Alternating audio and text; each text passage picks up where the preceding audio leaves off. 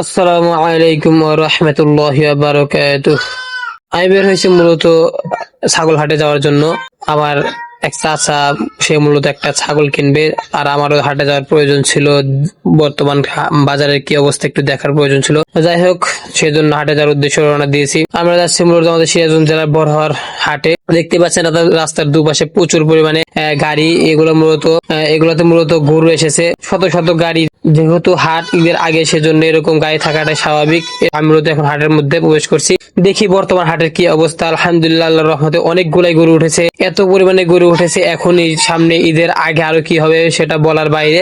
গরু হাটের ভিতর দিয়ে যাচ্ছিলাম, ছাগল হাটা ওই পাশে আর কি, সেজন্য গরু হাটের ভিতর দিয়ে হাঁটতে হাঁটতে যাচ্ছিলাম। দেখতেছিলাম গরুগুলো অনেক সুন্দর, মাশাআল্লাহ। এখানে খাস গায়ক ব্যাপারী অনেকে গরু উঠাইছে, ওইগুলো মূলত ব্যাপারীদের গরু। ব্যাপারীরা গরু ধরে দাঁড়ায় আছে। ছোট বড় মাঝারি অনেক রকমের গরু আছে। আপনারা গরুর বাজার কেমন আমি বলতে পারতেছি না, কারণ গরুর বাজার সম্পর্কে তেমন এখন জানি না। আর গরু যেহেতু দাম জিজ্ঞাসা করিনি, গরুর বাজারের ভিতরে তেমন একটা সময় কাটাইনি। মূলত আমি এসেছি ছাগল কেনার জন্য, তাই ছাগল হাটার দিকে যাচ্ছিলাম আর কি। দেখতে পাচ্ছেন এটা মূলত আমি এখন যেখান দিয়ে নামছি, নিচে যে দেখতে পাচ্ছেন ছাগল হাট, মূলত আমি ওইখানে যাব। আপনারা দেখতে পাচ্ছেন এখানে তেমন ছাগল ওঠে না। ছাগল হাট তেমন একটা যে জাঁকজমক লাগা তেমন না। যাই হোক, যে যে ছাগলগুলো উঠেছে সেখান থেকে ছাগল কেনার চেষ্টা করব, দেখি বাজার কি অবস্থা। যাই হোক, ছাগলগুলো দেখতে পাচ্ছেন এখানে বেশিরভাগই ক্রস ছাগল ছিল।